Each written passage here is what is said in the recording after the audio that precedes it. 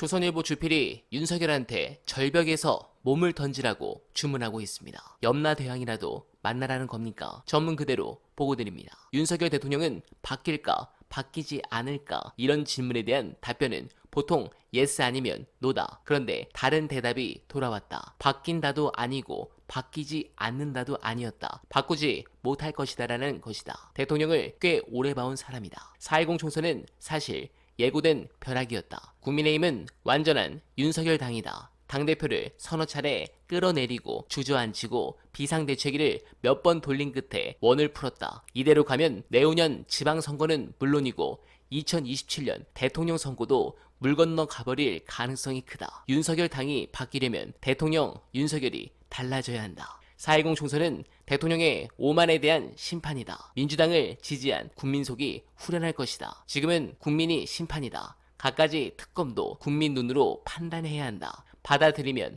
망할 수가 있지만 거부하면 당장 쓰나미가 몰려온다. 대통령은 절벽에서 뛰어내리며 자기를 바꿔야 한다 라고 말했습니다. 아무리 무림 최고수라 하더라도 절벽에서 뛰어내리면 죽습니다. 저 덩치면 바로 바이든이죠. 그렇다면 왜 이런 말을 하는가? 바로 이것 때문입니다. 영상 보시고 이어가 보겠습니다. 유재은 관리관은 이종섭 장관이 상반된 말을 했기 때문에 공수처에서 뭐라도 답변을 해야 돼. 그렇지. 본인이 살아야 돼. 네. 자, 공수처는 이제 유재은 법무관리관을 소환으로 모든 관계자를 다 소환하겠다 그랬어. 그렇습니다. 지금 속도가 붙었어. 공수처 붙었어. 전부 자기 각자 도생해야 돼. 내 살 길을 찾아야 돼.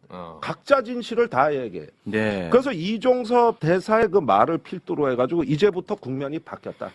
지금까지는 지시에 따라가지고 우리가 입만 맞추면 됐는데 네. 여기 공수처에서 갖고 있는 증거물들이 다 지금 사실과 다르니까 네. 이걸 추궁이 들어가면은 각자 자기 변호사 써서 살 길 찾아야 되는데 아. 이 과정에서 진실이 상당수가 튀어나올 것이다. 튀어나온다. 이제 의외의 전국이 펼쳐진다 이거예요. 네. 지가 살아야 되는데. 그렇습니다. 예, 지시 받은 거 안 받았다 그러면 내가 죽는데 이런 형국이 이제 앞으로 곧 펼쳐진다 이거. 네, 이 특검에 거부권을 행사한다 하더라도 결국 차후에는 국짐에서 반란표가 나온다는 생각 때문에 그런 것 같습니다. 이번 사건의 핵심은 사건 기록을 회수한 과정입니다. 그 과정에서 대통령실이 깊숙이 개입한 것으로 드러나고 있습니다. 이종섭 전 국방부 장관은 지난 17일 회수는 귀국 뒤 사후 보고받는 과정에서 알게 된 사안이라고 밝혔습니다. 유재은 법무관리관은 장관 지시도 없이 사전 보고도 없이 어떻게 사건 기록 회수를 결정했을까요? 공직기관 비서관실의 등장이 이 의문을 풀어주는 열쇠입니다.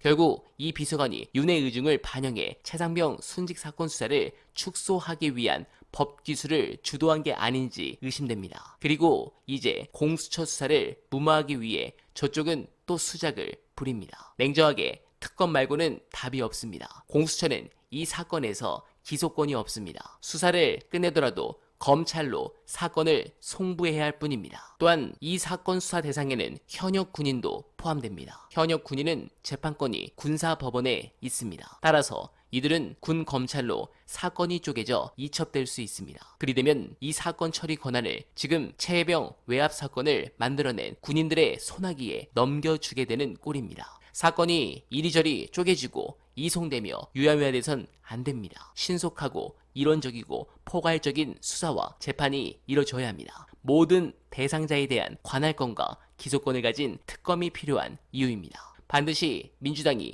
이 특검에 명운을 걸어주시길 부탁드리며 어날바는 오늘도 최선을 다하겠습니다. 여러분 고맙습니다.